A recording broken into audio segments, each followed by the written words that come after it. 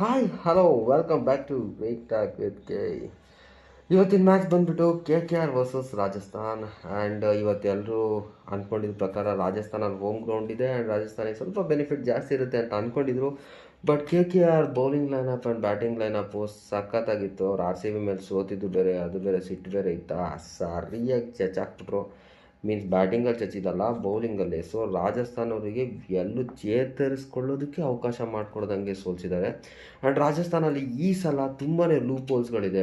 So ನಾನು ಹೇಳೋ ಪ್ರಕಾರ ಅವರು ಇವತ್ತು ಸೋತಿರೋದು ಅಥವಾ ಹೈದರಾಬಾದಲ್ಲಿ ಸೋತಿರೋದು ಅಂತ ಹೇಳಲ್ಲ.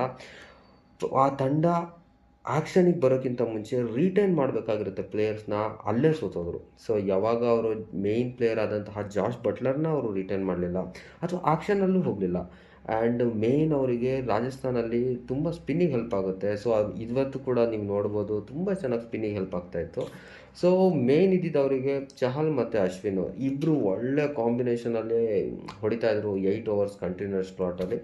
ಸೊ ಅದು ಎಲ್ಲೋ ಮಿಸ್ ಆಯಿತು. ಈಗ ಹಸರಂಗ ನೀವೇ ನೋಡಿದ್ದೀರ, 11 ಓವರ್ ಕೊಟ್ಟು ನಮ್ಮ RCB ಅವ್ರು ತೊಗೊಂಡ್ರು. ಅದು ಎಲ್ಲೆಲ್ಲಿಗೆ ಹೋಯ್ತು ಅಂತ ನಿಮಗೆ ಗೊತ್ತಿದೆ ಹಸರಂಗನ ಕತೆ. ಆ್ಯಂಡ್ ತೀಕ್ಷಣ ನಮಗೆ ಚೆನ್ನೈ ಪಿಚ್ಚಲ್ಲಿ ಅವಶ್ಯಕತೆ ಇಲ್ಲ ಅಂತ CSK ಅವರೇ ಬಿಟ್ಟಿದ್ದಾರೆ, ಅಂಥವ್ರನ್ನ ಇವರು ರಾಜಸ್ಥಾನವ್ರು ತೊಗೊಂಡಿದ್ದಾರೆ. ಸೊ ಎಲ್ಲೋ ನೋಡಿದಾಗ ಬ್ಯಾಟಿಂಗ್ ಲೈನಪ್ಪಲ್ಲಿ ಇಂಡಿಯನ್ ಸ್ಟ್ರಾಂಗ್ ಬ್ಯಾಟಿಂಗ್ ಆರ್ಡ್ರ್ ಇದೆ ಅಂತ ಹೇಳೋದು ಬಿಟ್ಟರೆ, ಅಲ್ಲಿ ಹೆಟ್ಮೇರ್ ಬಿಟ್ಟರೆ ಇನ್ಯಾರೂ ಕಾಣಲ್ಲ ನಮಗೆ. ಸೊ ತುಂಬಾ ಈ ಸಲ ರಾಜಸ್ಥಾನು ಸಫರ್ ಪಡುತ್ತೆ ಈ ಸಲ ಸೀಸನಲ್ಲಿ, because of that blunder in action ಅಂತ ಹೇಳ್ಬೋದು.